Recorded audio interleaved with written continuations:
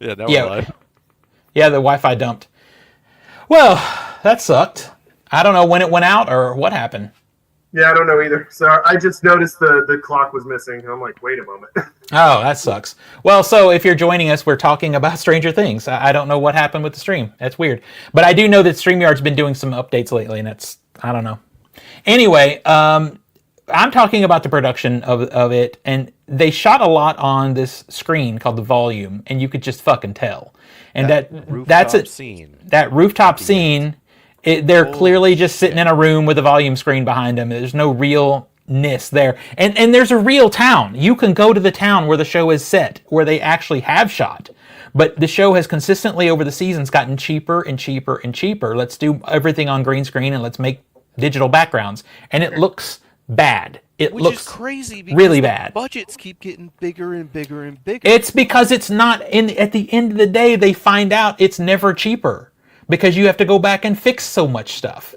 It's never. The radio tower, the radio station is no longer there. Which, granted, it was there while they were filming. I'm just saying, right now it is no longer there. It's like the middle school. And the thing that bothers me about it, like it really stands out to me when you see Hawkins during the day at the end, and it's an actual town. You're like, oh, this looks nothing like, and it looks nothing like the rest of the season. Yeah, the rest of the season looks like a sound. Bad. It looks like a soundstage the rest of the season, and when they're finally in a town, I'm like, well, shit, I wish they had used this town more. See, I didn't do that because I just saw that as like you go from dark times to now you're over the hill. No, I agree with that. I agree, and that's what it should have looked like. It should have looked the same as the town, just in dark times, but it didn't. It never looked the same to me. Not a single time this season did it look the same. A big pet peeve for me is exposition dumping, and Dustin is a character that I did not like this season at all. One, because they made him unlikable. He was grieving, I know, but they didn't give him enough character depth for us to go through that journey with him. We just saw him get to be an asshole to people, right? Also, damn, he's been out of school for hang on, over a year and a half. I'm getting to it. And then we get to the exposition dump that, oh, we're running out of time. We need to write this story. So let's have Dustin find the magic book with all the fucking answers in it that are like physics and astronomy and astrophysics, and he fucking understands and interprets all of it for everybody else. I hated it. I hated it. Like at a certain point, I'm like, holy shit, that's a massive jump. Yeah, I disagree. I disagree too. Go ahead. I disagree because I've been around 16-year-old boys who've lost somebody very close to them, and that is exactly how they react. Well, no, I'm not saying that it's not exactly how they would react. I'm saying we didn't get enough depth outside of their reactions to people to go on that journey with him. You know, all it was, here's a scene of Dustin being an asshole. Here's another scene of Dustin being an asshole. Here's another scene of Dustin being an asshole. It would have been nice to have some moments of depth to understand where his heart and mind is, other than having it through exposition, which is how we got it. So you didn't see the entirety of him at Eddie's grave, or? Yeah, I saw that. But yeah, it wasn't enough. By the way, that's a plot thread that went nowhere too. He gets bullied until they just stop. Yeah, they just stop. It goes away. He doesn't even talk about it really. They didn't just stop though, because they got tied into the plan of going to the Upside Down and doing all this stuff. Like, it's not like it just stopped. Like, yeah, he's still going to be bullied, and you still saw even in the epilogue, like, yeah, he was valedictorian, whatever, gave his speech. Those characters, those bullies, got no comeuppance. They were set up. They did their one thing, and sometimes they left bullies don't get comeuppance. But what I'm saying is, this is a reoccurring issue throughout this season. Characters will be introduced, they will serve their one purpose, and then go away. But I'm telling you, my point. But the focus was about the main characters, and it was showing where they were in that time of their life, what they were going through. I already had a conversation with Steven about this outside the show about the whole physics thing. I understand not understanding like nuclear science, fusion, whatever the fuck. But Dustin's character had always been a brainy type kid. Not that brainy. Interested in science. Brainy. Yes, he was brainy and stuff like that. Now, I get what you're saying, understanding the specifics of it, but was not such a thing in my head where he found this book. Like I'm not thinking he doesn't understand anything. He knew about black holes. He knew about certain things. He was the one helping Steve navigate all the technology stuff. He's been the brainy one throughout the entire series, so it's not a stretch. Yeah, but he's never been that level of brainy. We're talking fucking Stephen Hawking here. There was no He setup built of an this character entire knowing this ham information. radio from scratch at summer camp to talk to his girlfriend. Yes. That's different than understanding fucking astrophysics. And that has not, a payoff not. later. It's not. That has a setup and a One is payoff here, to that the other one is season. up here in levels of Keep in intelligence. mind, Mr. Clark, who does understand all this stuff Yes. and has been teaching them since the first season, is constantly enforced that Dustin is his protege.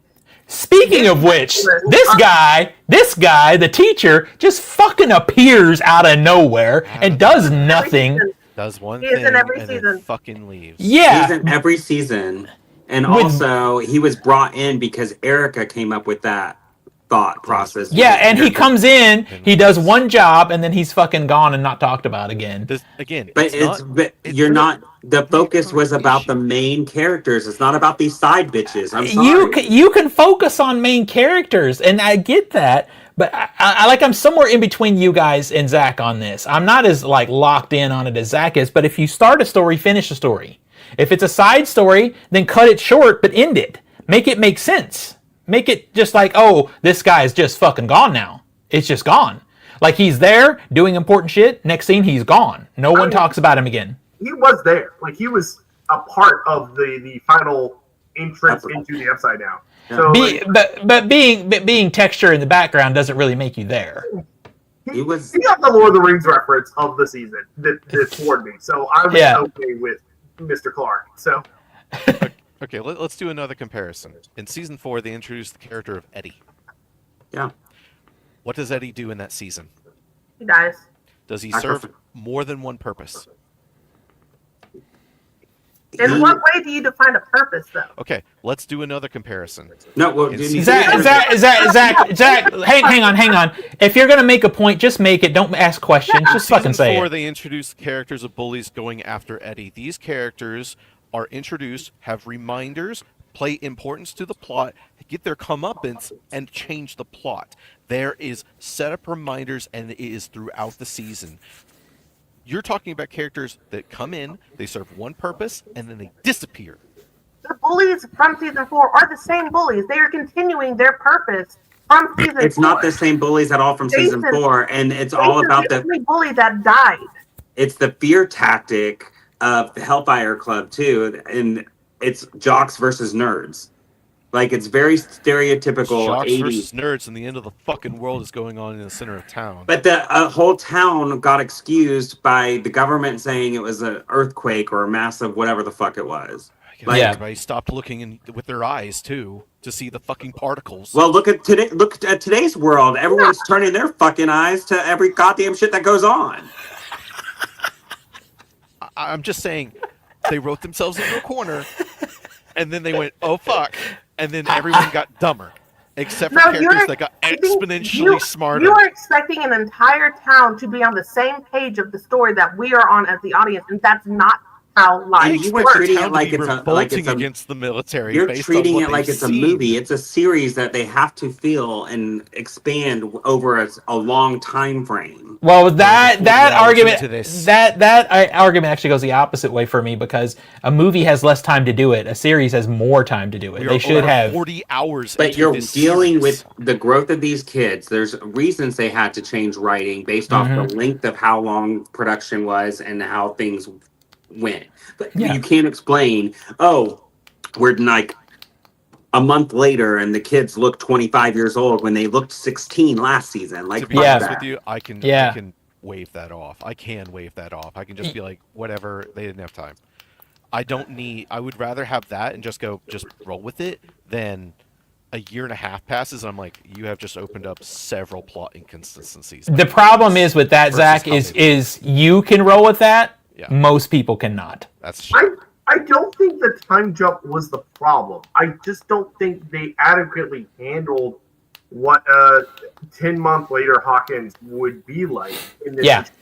I'm It was perfectly more fine. than 10 months. Well, whatever this, I don't remember the exact time. It was a year and a half. Whatever. So, but my point, that's even worse. So, like, Whoever's clicking the pen, please stop. yes, there's a lot of clicking noise. Yeah. No, it is just weird that it is a year and a half later. I'm fine with Hawkins as a town moving on and getting over it because everything seems weird. But they shouldn't be over the fact that there's still a government occupation with a wall around the city. Like there's the whole military setup around Hawkins just doesn't work because it's like, how is this sustained for a year and a half without the government of Indiana not to mention and then outside of Hawkins? Yeah, because like the complaints I had, I mentioned earlier, some of the issues I had earlier are the non-Hawkins characters that are just not addressed in this season. Like this is beyond Hawkins as much as this season tries to shrink the scope. Like, it's supposedly world ending, but like this season put a wall around Hawkins and the Upside Down. So let me ask you something. And Tina, I bet you probably know this. I just suspect if any of us are going to know. The entirety of season 5. How long did that all happen? Was it a day, 2 days, 3 days, a week? How long was it? You froze? Stop. You froze. So I didn't hear the entirety of your first question, the first half of your question. I was about to say, he came through on my end, but how long was the entirety of season 5, disregarding the time skip? Took place over how many? A day, 2 days? Was it 5? How many days do you guys think it was? It was like only a few days because it's like the beginning of November. And the funny thing is, and this is me rewatching all of it currently, each season only takes course over a week. Yeah. Because see, if we had a clear idea of that, a lot of the issues that we have would be a lot less taxing. Like, what's her name's girlfriend only being in the hospital and only seeing her there. If we had a full idea of time, wait, hang on. If everything happened after that happened over a day or two, it's kind of more reasonable that she's not around because it's only a day or two. But the way the season rolls, it feels like it takes forever, and it's just not clear.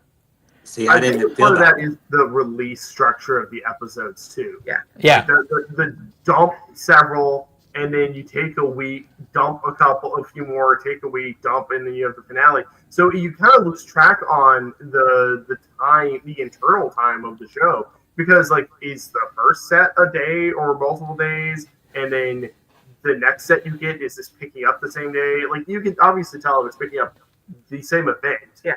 But because if you think about it like that, Dustin gets bullied by these guys on Friday. The world almost ends on Saturday, and Sundays, it's over. Then, okay, maybe it's reasonable that they're not around, but it's just the way the storytelling structure doesn't make it clear. It actually makes it feels like shit takes forever. Yeah, I think it didn't help. Sorry, it didn't help that we had Volume 1 wait a full month, then we had Volume 2 wait a whole week. Yeah. That didn't help. No, I think if you watch all the episodes back to back, I think it's still going to feel like that. It's still going to feel like this took I'd like weeks. to know. Yeah, you'll let us know. Armando and I've gone back and did that where we before we watched Volume 2, we went back and watched Volume 1 completely again, and it flowed more consecutive. It felt like a span of days, not over a course. Yeah. Just for future reference, each season, and this is again only because I've been rewatching it for a week. Each season actually only takes place in the span of a week max. So Max is only in 2 seasons. bucks. So where Thanks, Dad. barring any like pseudo epilogues like in season 2 when they had the snowball afterwards, or season 1 when it was like Christmas time, like barring those tiny little skips, it is a week max. I like how Steven phrased it earlier about it feeling both like bloated but rushed at the same time. Like it It didn't feel like there was enough time to cover everything, but because they spent so much time doing other things in the season, I think you lose sense of pacing. It felt like, for instance, Hopper, Volume 1, when Hopper and 11 are in the Upside Down, that felt like forever. And that was in world, 3 hours or something, not that long. Not that long at all. 6 hours. And you know what it is? You were comparing it to the Goonies. If this was more like the Goonies, the group would have been together the whole time. We wouldn't have had 7 different stories to go back and forth to. This is more like The Walking Dead, where everybody splits up into smaller groups and you've got an entire season of fucking stories that you got to catch up on. If they had brought everybody together, kept them together, everything would have probably clicked a little bit better. That's what unfortunately, that's Stranger Things' MO is splitting the storylines until they converge at the end. Well, and you know the reason for that. Let's be fucking real about it. It's cheaper. It's cheaper. Yeah. It's cheaper because if you've got a large ensemble cast and you've got 8-10 people, if you could do half an episode with just 3 of them, you're saving a lot of money that day. No one's on the set those days. So I mean that's why The Walking Dead did it. I want to go into my favorite character of the season and my least favorite character. Okay. So my favorite. That's a good idea. Is shocker to no one, Steve fucking Harrington. Mostly because I feel he finally had his own sense of self. I believe when he first said Nance is a friend, I fully believed it just because I think, especially with season 4, he came to terms with she's moved on from me and I'm no longer the life I want is no longer the life she would ever want. Mm-hmm. And I think that he came to terms with that. And I think when he is confronted by Jonathan, and still sticking the whole, she's a friend and I care about friends. We've seen how he cares about friends, and it's very similar. That very deep caring of, I need to check on them. He did it with Max when she was going through all of her shit in season 4. And the fact that he gets shit on, not only by Jonathan, because let's face it, he's kind of used to being hated by Jonathan, but now Dustin. And it started in season 4, but it was definitely more quippy, more of like a friendly banter. This season is outright insulting and aimed to hurt him. And that fight scene at the when they're in the Hawkins Upside Down lab, that fight scene when he doesn't hit Dustin back, he tries to contain it, he tries to stop the fight, he tries to get him to calm down. And at the end, when Dustin throws a punch and he has to get him into a chokehold, and he's like, "I'm done." That to me was Steve finally standing up for himself for everything. And then that break that Dustin has, we see Dustin as the 16-year-old beat up face, grieving. But I feel like in Steve's eyes, he's seeing Dustin from season 2 in them. Yeah, that makes sense. So I love his growth. And let's be honest, he had the best happy ending. Mr. Softball Coach. My least favorite is Joyce. She is completely derivative from her first 2-3 seasons when she is figuring stuff out left and right. And yeah, she seems crazy, but she's not wrong. I think this is definitely helped by you currently rewatching. Again, me rewatching everything as recently as I have. And her entire relationship with 11 just evaporates. In this season, you would not ever know how motherly she was in the first season. How she basically helped raise 11. She was there to break the news to her that Hopper died at the end of season 3 and immediately went into mother hen mode. They've always had such a close relationship, and you don't get any of that, especially when Elle dies. They cut to her and she's just like, I'm like, you're watching your daughter die. What is essentially your daughter die. Why is the girl from 2 years ago having a much stronger reaction than you? What the fuck, Joyce? I felt like, unfortunately, I love Winona Ryder. I do. Please do not come for me when I say this. I felt like she just did not give a fuck acting wise this season. Well, I think she was supposed to be, and again, this is a character arc thing that I think wasn't realized, is she was supposed to be battle hardened at this point. She's supposed to be a changed person. I mean, she's agreeing to let her son go off and possibly die to do what he needs to do, but it was never fully rendered in the script. It was rushed through. I don't think it's a Winona Ryder problem. I think it's a writing problem. I think it's the script. It's not the actors. I don't have any problem really with any of the acting this season. I do. I can find out yeah. I'm sure there are bad ones, but there's nothing that was like I noticed as like especially egregious. Most all the problems I had were script based. So I guess it's my turn. So favorite character, probably Steve because Steve's great. Least favorite, I don't know.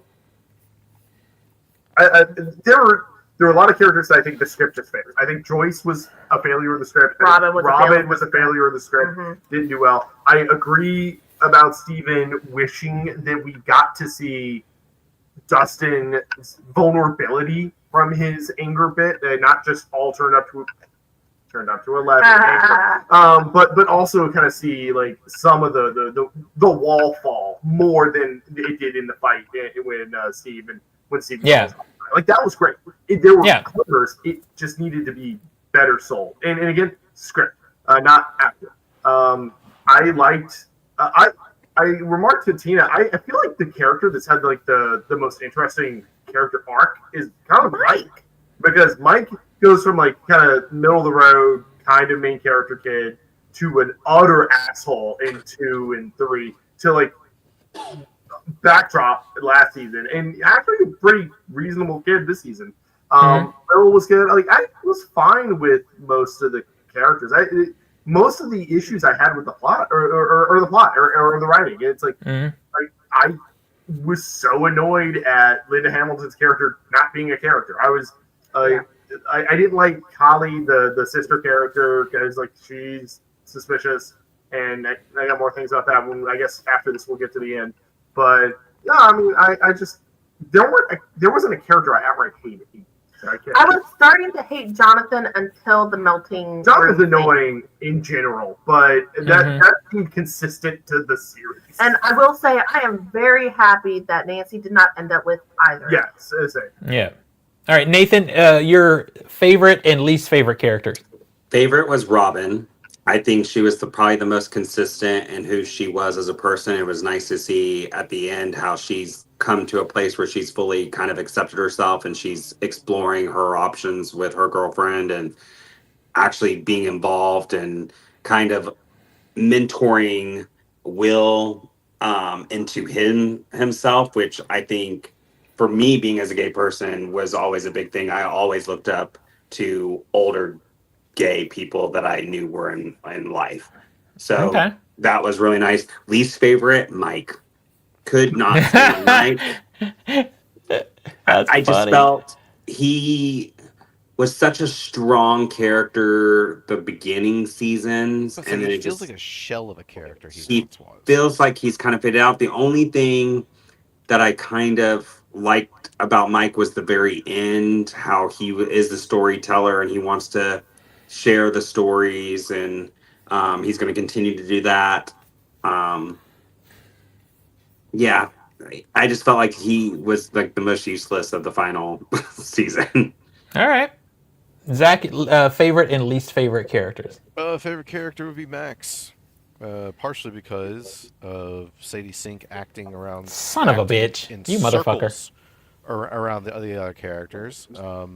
I still had a problem with her like storyline, but I liked her character. I liked that she was proactive in everything that she did until she literally couldn't, and still tried to help out in any way that she could. Worst hated character, 8.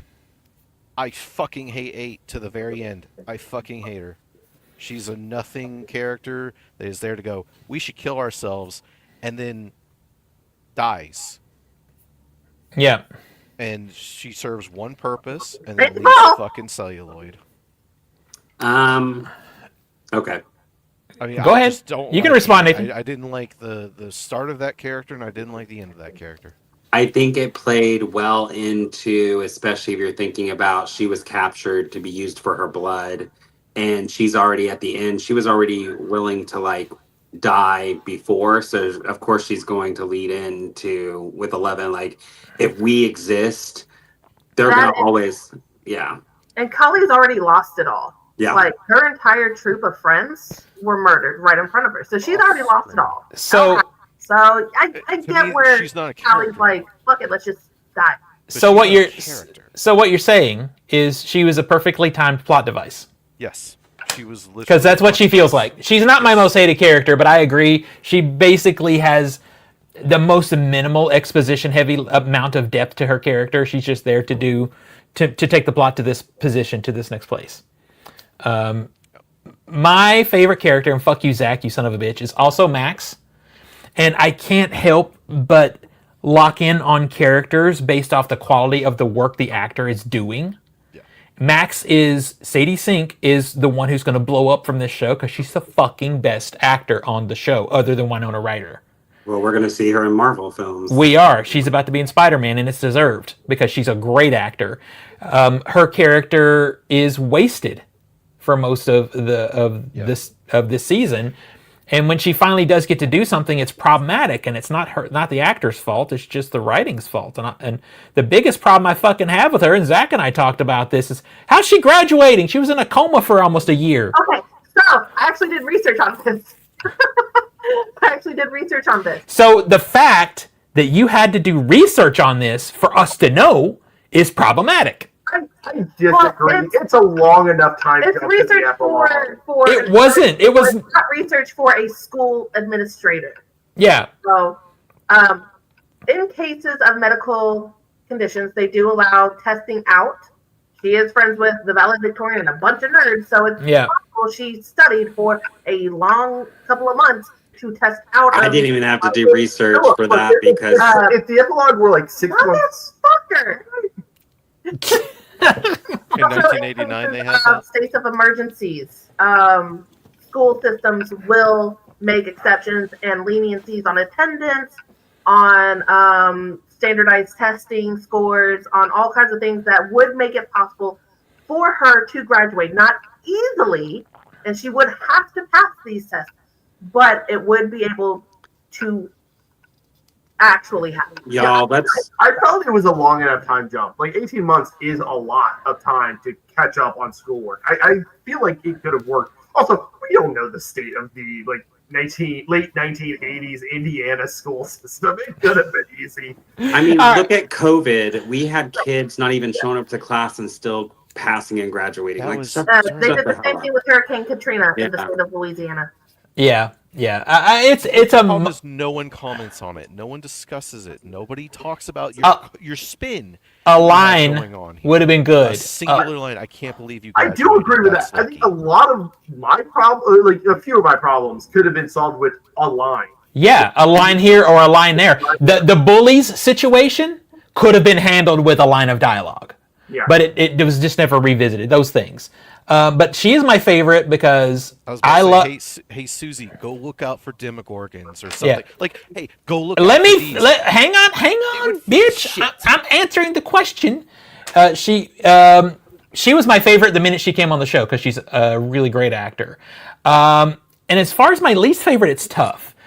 Ultimately, I go to Dustin because I hate what they did with his character. I think he was lacking depth in the first quarter of the series, and I think he was a plot device in the middle of the series to push the story forward. But I like him as an actor.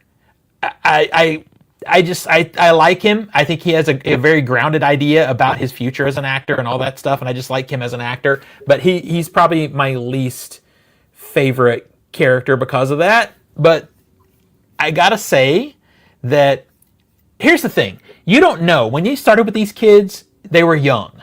You don't know how good of an actor they're going to grow up to be, you know? And they've grown up. And ultimately, the one I'm thinking about is Noah Schnapp.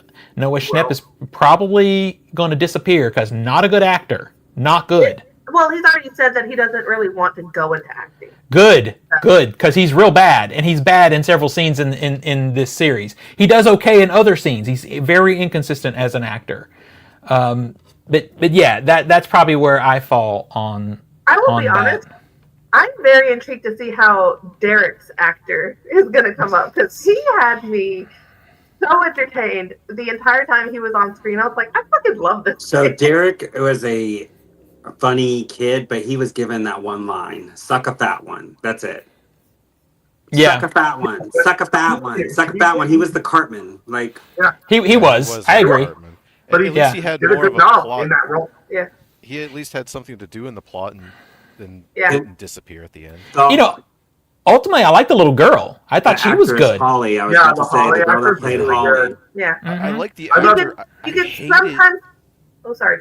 I hated how they basically went through this whole trial and tribulation only for her to end up right back where they started. It felt like, fuck me, that was just a waste of fucking time. To me, it felt defeating. It's like, Well, I that's didn't. me. I I'll say I don't that's think me. it was a way. I know that where you're getting at that, but also from where her standpoint, she didn't even know where her body was. She doesn't even know where she was. So I think if they're grasping at trying to escape, they're just thinking about get She home. got really far considering where she was. Two things about Holly. One, I love her. Sometimes you can still hear her accent flip out a little bit, which is Was adorable. she British? And two, fucking knock them, like run them down wheelers, man. Fucking duck. You got Holly with the stereo.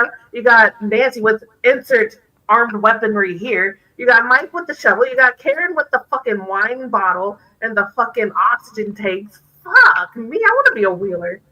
Which Zach, you brought up earlier, the whole bomb thing Yeah, the with the oxygen tank demidogs. situation. Yes, which I get. I see your point on that, but I only have also a problem with it because you. Well, show- Zach, hang on. Let him finish his statement, then respond. Go ahead. when you can't.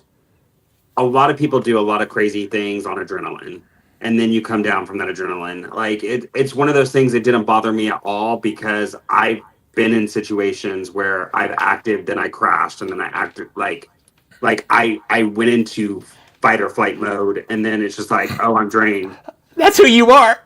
Back on to Nathan's.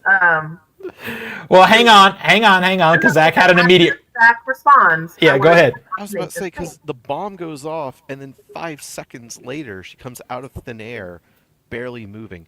I can understand in the next scene she's drained, but it immediately was after, and I was like, for her I mean, to it took a while put for the that bomb in to go there, off. for her to put that in there without making noise, turning it on, the Dimodogs don't see her, don't hear her, any of that shit, and then she waddles in out of thin air. I was like, this is beyond the pale. Like, this is beyond what this character has been shown to do.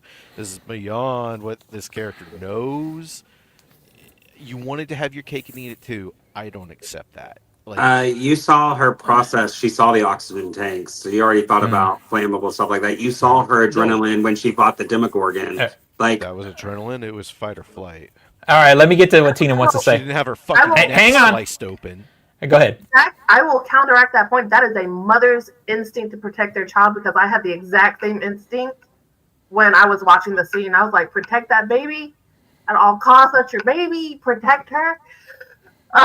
Yeah, that's. And then she hears Lucas's name on the intercom, and she again, it's established in season 1.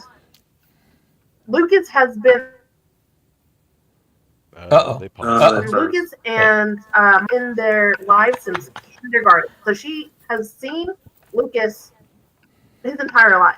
So that essentially is another extension of her child. So again, that motherly, like, I guess, surge of like superhuman strength or whatever. You know, you can lift the car off the kid. Like, that's where I felt it was coming from, because that's where I related it to. And throughout the seasons, she has always been proven to be a fantastic mother. And my only feeling about this is, this is Except a when minor she's fucking about quote. to cheat on somebody. This is a mother. What a mother does for their child is different than what a mother does for their, or doesn't do for their relationship. But I outside of that, this seems like a really minor quibble to me. It doesn't matter that much. Well, I'm just not a fan of when characters has a jump lot of out minor of thin quibbles. There are also fucking air. major ones, but I do think there are minor ones. I don't care about this scene. I thought it was fine. There's a lot of minor. There's some major ones too, but a lot of minor continuity errors that just irked me the more that I saw them. Like Derek Big enough to cause a whole conspiracy theory. Can we talk about conformity gate? Can we talk about conformity gate? I want to talk about conformity. We're going to talk about that. We're going to get to it. Listen, we have till midnight tonight, bitches. I want to talk for a minute about what's supposed to be the anchor of this show. The entire run of it is 11, Millie Bobby Brown. Am I the only one that thinks she's just a shit actor at this point? Yes, She she's was awful. bad. Good. I'm sorry, and I don't know if it's just because how her face is, or like just Botox genetic, a hell of a or, thing, or man. like what. I'm sorry, I look younger than her. I don't know what else. I know she's been in other stuff. I haven't seen any of the Enola Holmes films, You're good. but yeah, it's like the whole like emotionalist kind of deadpan worked in season 1, and the character should have grown out of that by now. Oh yeah. It is just not great, and I'm glad that bad. 11's done.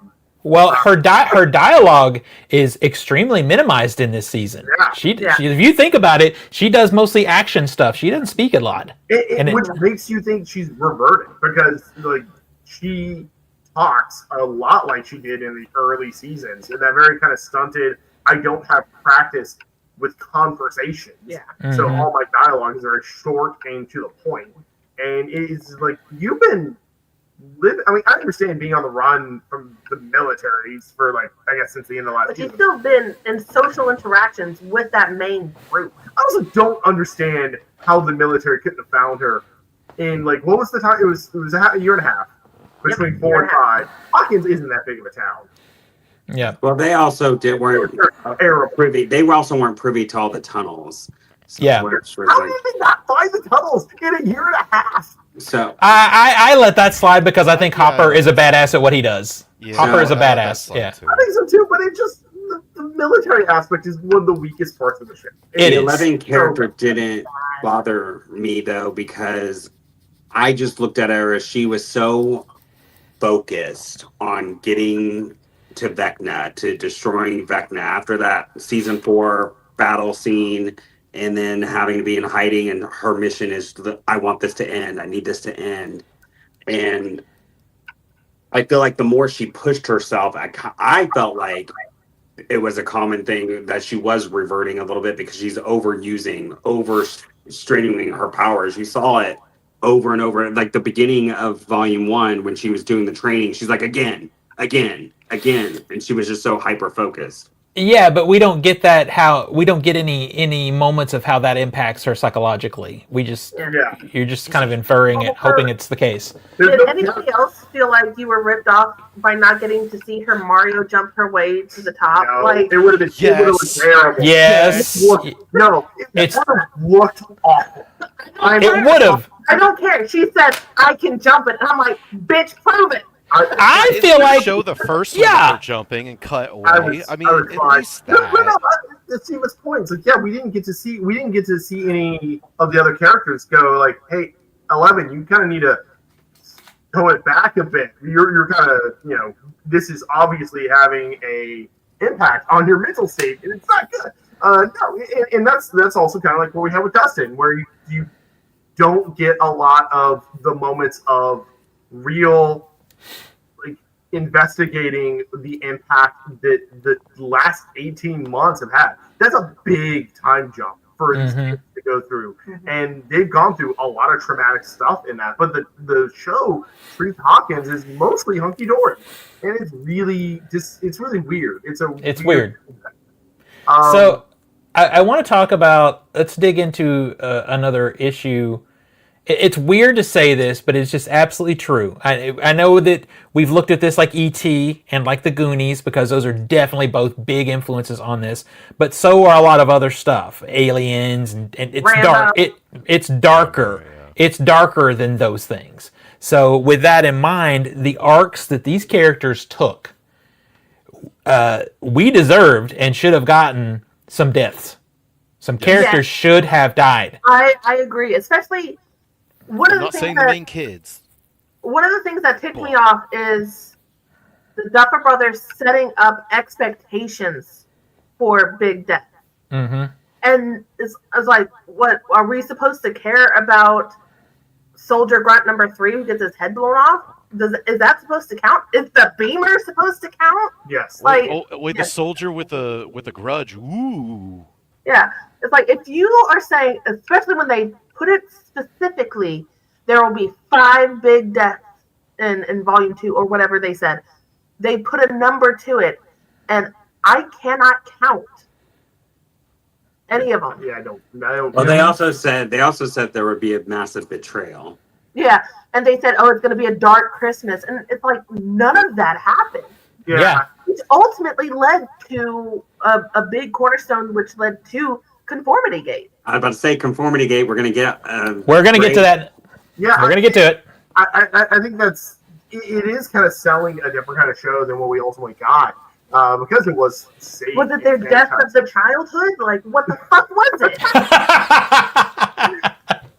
Like, But no, it's very much that, like, I felt that they weren't going to kill any of the main kids, any of the teenagers, but they marketed, like, expect some deaths. And 11 was brutal. I mean, there was a lot of body count in this, but it was all. She's my body count since season 1. Yeah, it's very lethal in season 1. But no, it was all people that we don't have any relationship with, we don't care about. And are 3 of them the Turnbows who got left in the barn? Like, oh my god, I forgot about them. Yeah, the whole fucking family is totally not going to sue or anything. Yeah. They were left for dead in a barn for a few days. Well, it was the 80s. Yeah, true. What were you going to say, Zach? Can we just take a quick tally? If you think 11 is dead. Let's get to that in a second. Yeah, that's a conversation that we're going to have just about her in a minute. So what do we have left? We have Conformity Gate, in 11.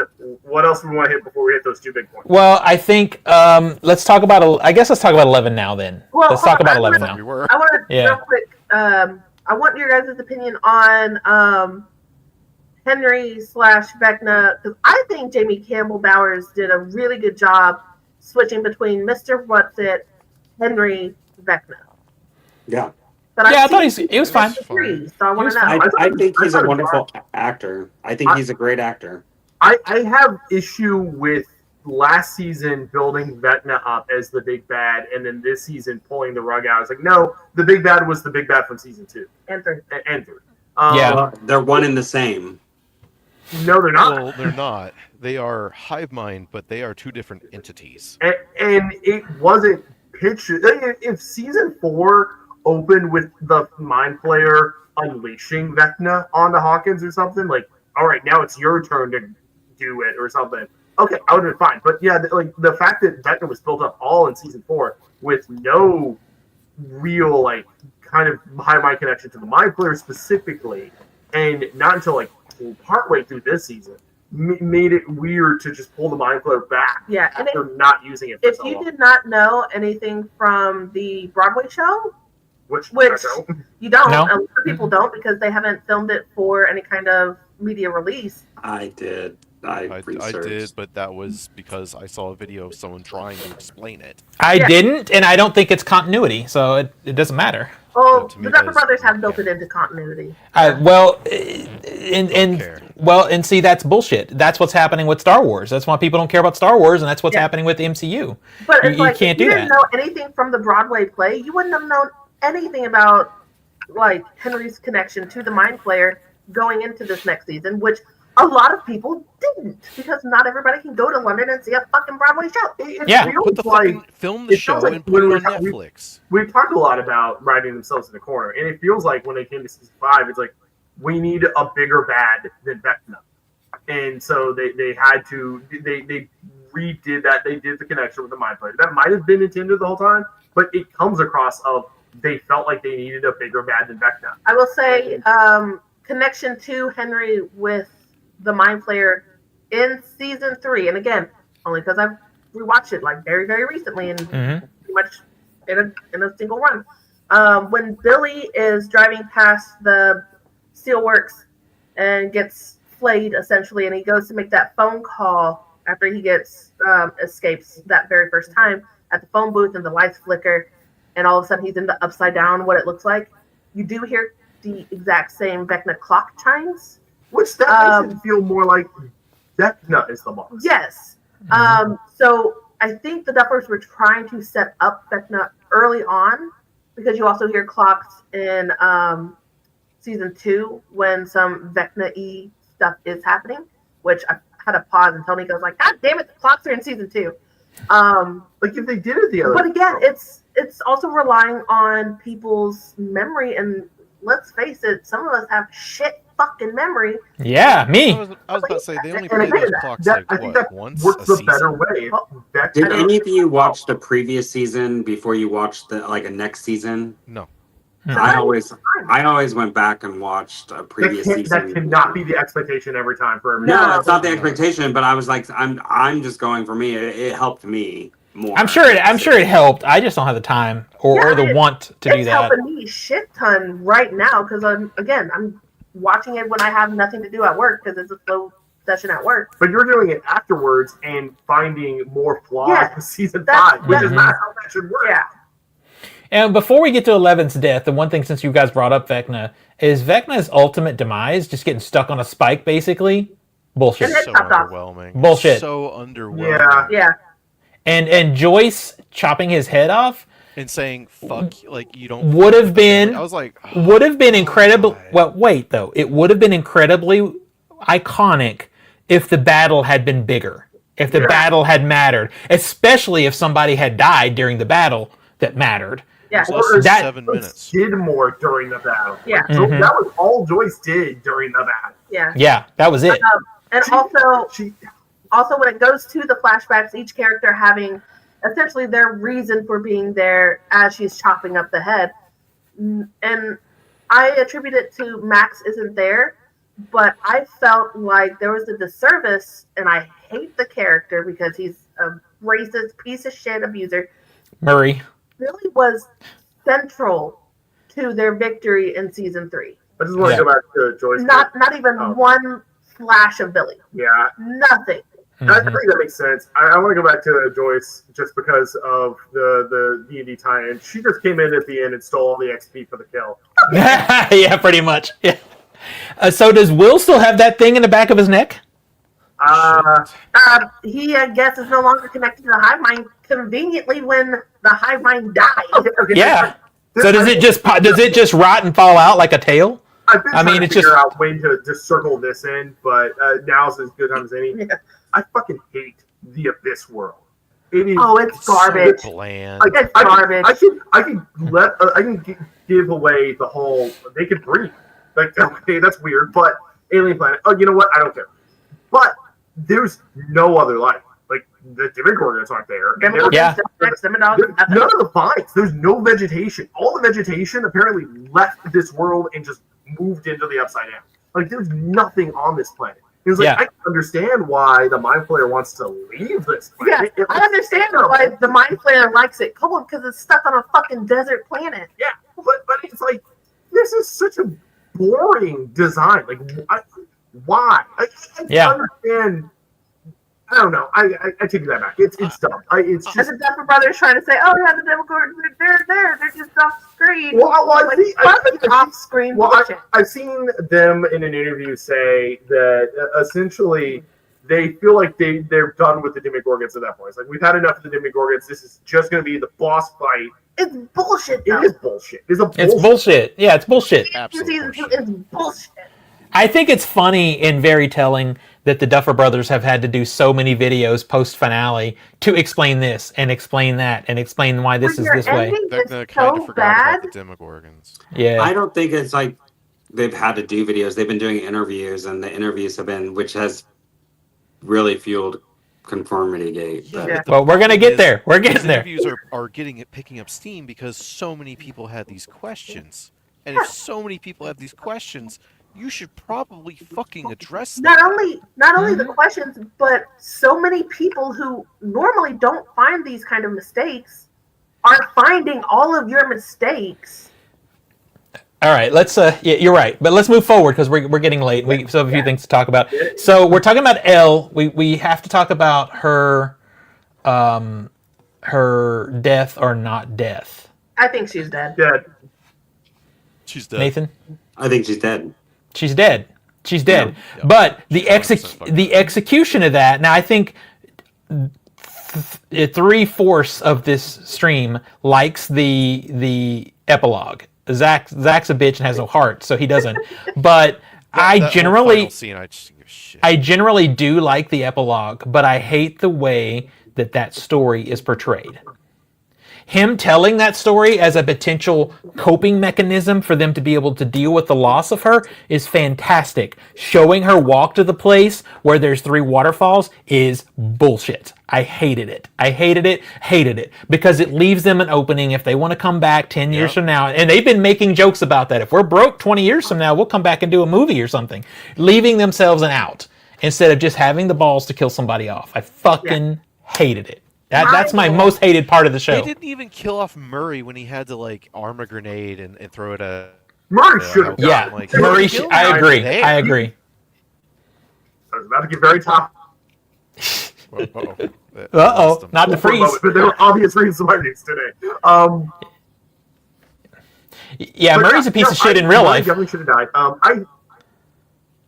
I get your point about the 11 fantasy 3 waterfall thing, but I think they built in the 3 waterfalls throughout the season discussion that they wanted to pay that off, and so I'm okay with it being a possible imaginary thing in Mike's head. I thought Tina and I talked about this, and she actually helped me like really settle on the dead side about how that point doesn't work, but it is a kid just trying to rationalize what he hopes happens. Because I know so many people are like, "Oh, Kali used her powers and she didn't actually die," but From across I believe town? she did. Across town, at the ground zero of the big explosion, that far of a distance, no way. Yeah, it has to be bullshit. It has to be. Yep. What do you think of that, Nathan? What's your perspective? I think she's dead, and I think the whole epilogue stuff was just a way of giving those characters hope or closure or whatever it needed to be. You don't want to make the audience too sad. Yeah. I do Fuck feel you. like the ending was, from my experience with the 80s movies that I watched, the ending was very 80s happy tied up with the bow feeling. 100%. So I can't fault them for that much when it is an 80s based TV show. No, I agree. I appreciate the circular storytelling of going back to the D&D table and seeing the next generation of players. I appreciate all that.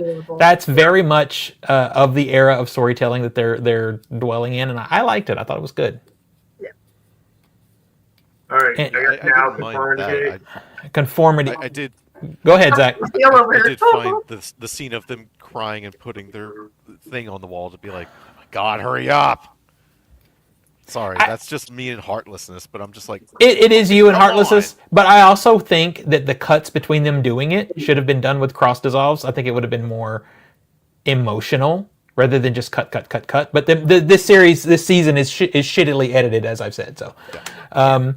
So what is fascinating is now we have conformity gate. should we just check one more time? We gotta appreciate the Taylor Swift level Easter egg hunt stuff going. And I think this level of desperation. Is anybody else having flashbacks to like the last season of Sherlock, where everybody was like, "Oh, this is John's head"? This is exactly the same thing as the last season of This Sherlock. is- I don't know anything about that. Sure. So basically, Sherlock also had a terrible series finale. Well, I say also, it had a terrible series finale. We're like middle of the road on this one mostly. Sherlock's was a terrible series finale, and It was bad. It got a lot of people going like conspiracy gate for Sherlock. It's like this was all in an imagination because they pulled that before. Yeah. But there's no new Sherlock. Well, I had successfully not known anything about this shit until Zach starts texting me and Crystal videos yesterday. Yeah, so I was on Instagram. You went almost a whole week without it. That's nice. I wish I lived in your world, Stephen. Yeah. So I had heard like rumblings of like, oh, this is stupid. There's going to be a secret episode, and then I saw some of the videos on Instagram of people going through and being like, this is a weird set of coincidences and shit. We think it's this, and I'm like, okay, pause. It's not going to happen. But let's just play a game of if it does.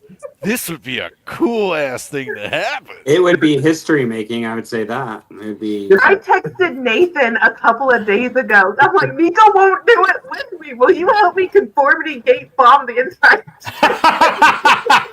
Yeah, I 100% was like, it's not happening. There's a reason. I kept going through this podcast tonight, and I was like, conformity gate. Let's get into it. Zach says this. Zach's like, I 100% think it wasn't going to happen. But he texted me last night. He's like, if it happens, are we having podcasts still? Yeah, because like we need to see the next episode. Nathan was like, what if it happens as we're going live? And I'm like, bitch, I'm watching it. I was like, we're hopping off podcast.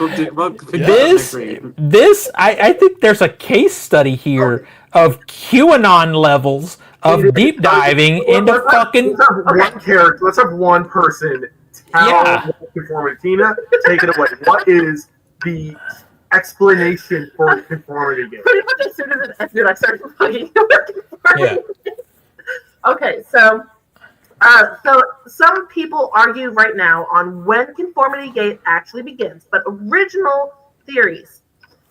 Conformity gate begins after the break from Volume 1 to Volume 2, when Vecna comes out and has that whole fight with Will and blah, blah, blah. That is all Mike trapped in Vecna's head. It is all Mike under Vecna's curse. The entirety of Volume 2 in the last episode. Yes. All of it. And people are like, the Duffer Brothers promised us a dark Christmas. Well, January 7th is Orthodox Christmas Day.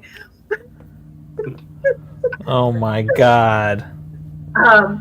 And just everybody's pointing out all the inconsistencies, all the mistakes, all the Easter eggs, all the things that they think. The dial from Volume 1 at the radio station being a different color than the exact same dial for Volume 2. Handles being like the Mike Wheeler's basement door handle being on a different side of the door. All kinds. Like supposedly the letters on their D&D book spelled something out on the... Or, Act 2 is live. Oh, the way that everybody at graduation was sitting, just like... everybody's like... Yeah, the gowns. So there's a book published that is canon, Nancy Wheeler's graduation story, where the graduation gowns are green. Now keep in mind, Mike is a couple of years behind her, so they really shouldn't change the graduation color, theoretically. Mm-hmm. But all of a sudden, the graduation gowns are orange, which a lot of people are like, oh, well, orange is associated with prisoners, or orange might be what they had in the 50s, because Vecna's controlling the mindset, the narrative at this point. People standing like Vecna. Will's whole coming out speech of biking to Melvard's to get milkshakes. Well, Melvard's in the history of Stranger Things has never sold milkshakes, but being a general store in the 50s, very likely could have. Oh man, there's just too many to list. It's phenomenal to go down this hole. It is unusually a long list of, like, even they're playing D&D at the end, and there's a game that says "What's It." Yes, What's It? The Mr. What's It game appears in multiple shots throughout. And like the arrow, they use the arrow to turn up the frequency, changes color, similar to how she color mentioned that one. disappears. It's just, but it's a laundry list of things. Like all the extras looking at, like breaking the fourth wall is a big one. All the extras looking at the camera as opposed to the characters that's in the scene or where the attention would naturally be driven to. Just everything. And each day you get more and more and more and more coming out. To the point where there's no way that the Duffer Brothers could have been And we lost him. And they froze. Just Oh, so the Duffer Brothers There. are shitting up. We fucked up. obviously just a bad at this. Yeah. They know this is obviously intentional. Everybody's like, it's gonna come out on again. July 7th was the big thing because again, July 7th, Orthodox Christmas, but a lot of people were July like, 7th. January 7th. Yeah. Then we have to wait. And see, February 7th, Vecna's curse taking 7 days to fully hit. So New Year's. I love that this is happening. I love that. I am someone who over the years has, and I know I'm opposite of you, Tina, on this, and I'm somewhat opposite of Zach on this. But just over the years, I am someone who has a very fucking low tolerance. I would hate it if Wait. Let me finish. I just have a very low tolerance for conspiracy theories in general. I'm like, general events. due to the life events, because you see what conspiracy theories do to Yes. people. Wait, so let me finish. So this is a very harmless demonstration of what they do. This is just going to be disappointment for everybody. So fuck all of you guys for your dumbass conspiracy theory bullshit. It's very Taylor Swift Easter egg, and I love it though. Except her Easter eggs are planned. Her Easter eggs are planned, and they usually have a payoff of some Yeah, kind. no, the fandom, Taylor Swift fandom, always grasps at things that they claim are Easter eggs. So Yeah, but she started that though, right? Well, Didn't she? No, actually, she started doing it intentionally after the fandom got crazy with a lot of stuff. Oh, all right. Well, that's fun. And she's the one who popularized, or at least the Swifties popularized numerology Easter eggs here lately. So a lot of people are like, "Oh, there's a 7 on the table in the ending credits, and 7 is what they rolled in the first episode." The Demogorgon, it got me. Again, it's just a laundry list, and it's amazing just how people are just Putting it together. Catherine was texting me. She's like, "Oh my god, have you heard about Confirmity Gate? Have you heard this? Have you seen this?" And we went back and forth about it. I said, "Katie, it's not going to happen. It's not going to happen." And she goes, "But if it did, I could see Netflix changing history. I can see this and that and blah blah blah." And I said, "Katie, I said, think about how many things get leaked on the daily." Yeah, They were filming the season, and things were like pictures were getting leaked of sets and stuff. There's like, no way. There's no way they had that tight of a leak on this big of a secret.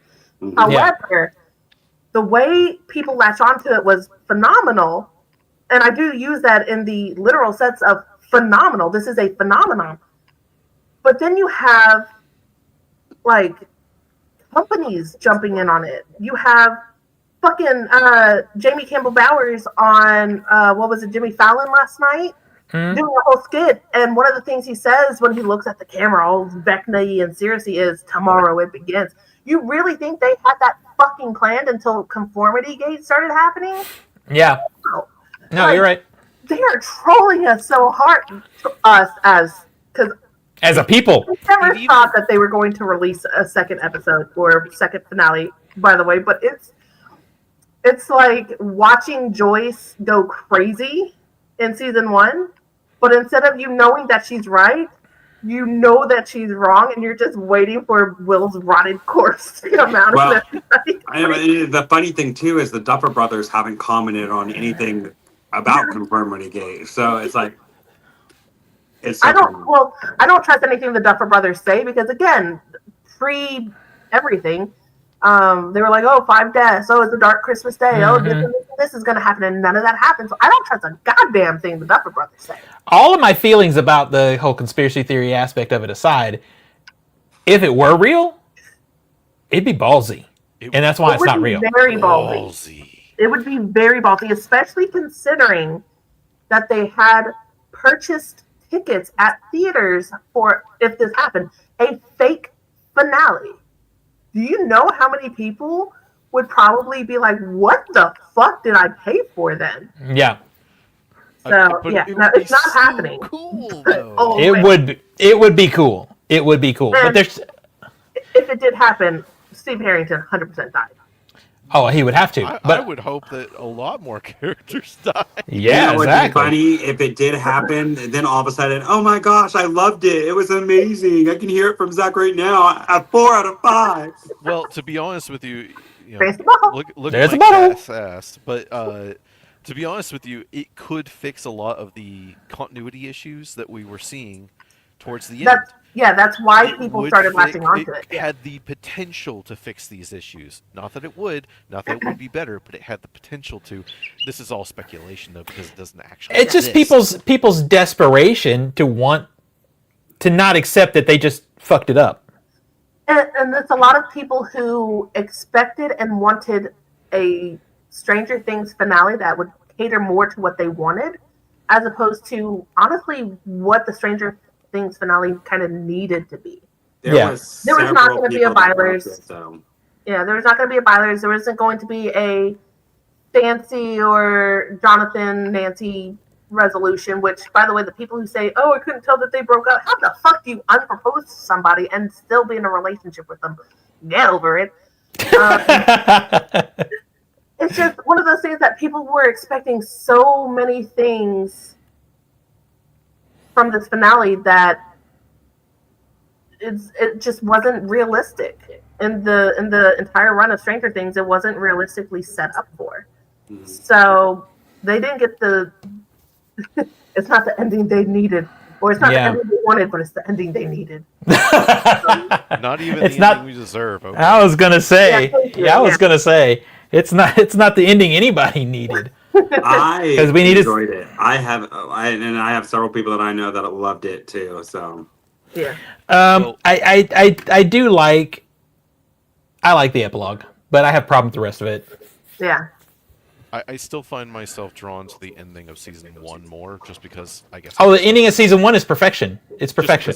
It's that John Carpenter ending that I like way more than the Steven Spielberg-esque ending. Yeah. I mean, that comes down to preference, but am I ever going to watch Stranger Things again, season 1, and then not continue with 2, 3, or 4, or 5? Because I like season 1 the best, and then I think it ends the best. And I feel like I don't have to invest 45 hours. I will say I did forget how I did forget how goopy season 3 was, and how what? Goopy. Oh, yeah, it's goopy. Yeah. It's for me. This is like Westworld. I like season 1. I think it ends perfectly. I can just enjoy season 1. I agree, and ultimately, that's probably, if I revisit this show, that's probably what'll happen. I'll just watch season 1. I'm just glad I didn't have a Game of Thrones experience. Yes. Yeah. Yes, we can all agree. We didn't have a Game very, of Thrones very thankful 2. it wasn't that bad. Yeah. Yeah. Also, there was one point, Zach, you made in your first impressions that I wanted clarity on. Yeah. When you say the issue with the pregnant women, what was your issue with the pregnant women? They set them up, but there's no resolution other than the resolution is to get sucked into the void. Well, yeah, but there is no. They introduce this plot element, and then they don't follow up. They don't remind. It's just there, and then we move on. And it's like, I feel like something that big should have. No, it explained the purpose of why they were so hell-bent at going after 11, because they think they could harvest working. Yeah. Yeah, and it gave we should Callie... rescue those people too. No, you can't rescue them. They were already dying. Callie's blood. They already explained they were dying. Yeah. A hospital. If you're dying, they weren't in a hospital. So you're going to get all those pregnant women out of the Upside Down to a hospital. All I'm saying is they introduced them. I'm like, wow, they just left them to fucking. Can you come up with a line to explain that? A line? No, you need a whole. You're introducing an entire subplot now. I would rather than just have the dead women and the babies just sucked out into the void than spend even more time on that plot line that is going to end with them all dying anyway. No, they were being poisoned. They weren't. No, Callie said they were actively dying. Yeah. Then why are we keeping them alive? Because it's the military wanting to see which one will succeed, to see if maybe we can bring one of them to term. And what I'm getting at is, to me, when I say they're dying, you're saying it's terminal. I'm saying we can still save them. The way the show made it sound like was they need help and rescued. You're saying it's terminal. I But didn't it get wasn't. the terminal. show. It was coming from the voice of Kali, she's a kid herself. But You want to I know didn't what's get that- I you, didn't interpret that from the show that it was You saying what? they're terminally going to die. You want to know what's funny? Is I'm not speaking on this because I just clearly don't give a fuck. To me, it was. I don't care about this storyline. You know what? I will try to remember to write down exactly how Kali phrases it when I do my rewatch, and then we can discuss it after that offline. Because to me, it was they were being poisoned, not they're terminally like they're fucked in 3 hours. You Yeah, know, I there's- took it there's as no they're help fucked for in them. 3 hours. I took it as they were dying.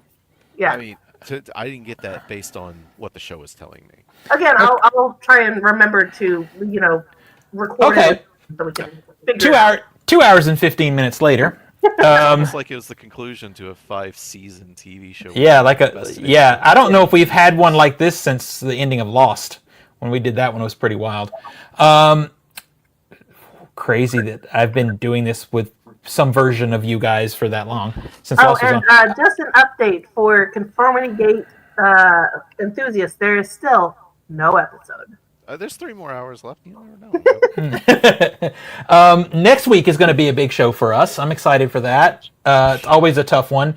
This will be talking about our top 10 movies of 2025. So I hope you guys are ready. I think I'm mostly caught up on stuff. There might be there's one more movie that I want to try and see, and it actually is opening in theaters this weekend here. So I'm going to try and see that, and I should be good to go for Wednesday. Diego and I have one more movie to watch. Yep. Okay. I am going to rent a movie that I missed, and then there's another one I don't think it's streaming, so I just gonna have to eat shit on that one. Yeah. I mean, it really, at the end of the day, has to be the best of the movies that you've seen. That's all it can be. None of us can see everything. Yeah. But we But already know my list is going to be shit, so yeah. it's just crazy. I mean, I'll be very real. Everyone's list, there's always a title or two I will write down. You know, And that's the best part of doing these lists is we all bring a lot of the same shit to the table because everybody's bringing a lot of the same shit to the table. Yeah. But there's usually one or two things that we talk about after that's pretty cool. I'm pretty sure we're going to get to the part where it's like, oh, well, at my number 7 is Sinners. Oh, we'll talk about that in a little it's bit. like, oh, let me guess, Sinners is going to be on some people's list. Ooh. Yeah. But it was not on the Variety top 10 list because fuck them. Yeah. Fuck Variety. Yeah. Yeah, so that's happening. There was something else I was going to bring up, but I can't think of it. But anyway. I do want to, whoever did the costuming for Stranger Things, thank you so much for putting Steve Harrington in a backwards baseball cap. Oh, yeah, and you know what else? Who's which is the character? I can't think of her name. That I didn't realize that she was wearing a wig, but the wigs were pretty good. I'm like, shit, that wig was pretty good. She was wearing a wig the whole time. Which character was it?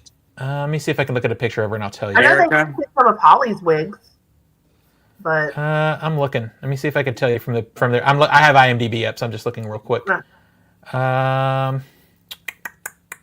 Erica. Who's Erica? Fire Ferguson.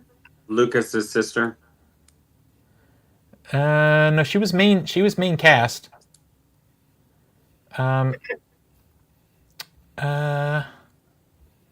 Robin.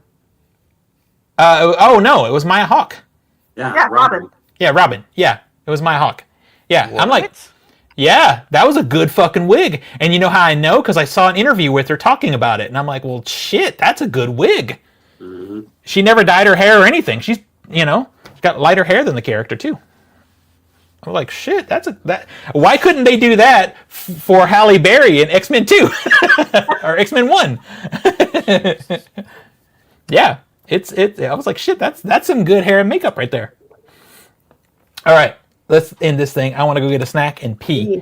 But this was fun, like always. I actually told Crystal pre-show. I said I feel like most of this is going to be Zach and Nathan fighting, and I wasn't disappointed.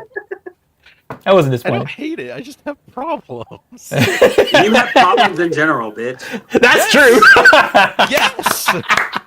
Was that ever up for discussion? Yes. It was not ever up for discussion. Was that a question? Question? When you start talking about shit, it makes my blood boil, and I don't. It's so funny over here, Nathan, when we're looking at movies, when Crystal and I are trying to find something to watch, and she'll ask me what I thought of it, and I'll say, I liked it, but Zach didn't. And she automatically is already saying, well, Zach doesn't fucking count. I've seen what he watches on YouTube. Boo videos from 15 years ago. Oh, God, it kills me. All right, so let's wrap this thing up. Tina, where do we find you and Nico on the internet? I'm assuming he's with Baby. Yes, he's with Baby. You can find me on most major social medias under Cheddar Popper, CATVR, POPPR. You can find him at his link tree at nicholasqualls.com. Nathan? You can find me most social media, Nate_R_70, and yeah, around the world. Around the world. Zach? That freaked me out a little. You can find me on Letterboxd, Master Z91. You can find me on Instagram, Master the Matrix 91, and you can find me on Steam and Discord as a dangerous mute lunatic. I had to remember these things. Yeah, you struggled for a second. I saw that. So you can find me on TikTok as the Film Doc. You can find me at OTS Movies on Letterboxd. I'm going to change that. I swear to God. You have to do it on the computer. Damn it! I can't do it on my phone. It's annoying. And also the Film Doc on Instagram. More Film Doc stuff coming as 2026 continues. So watch out for that. But yeah, join us here every week. Ish. At 7 CDT ish. So see everybody next week. Bye, everybody.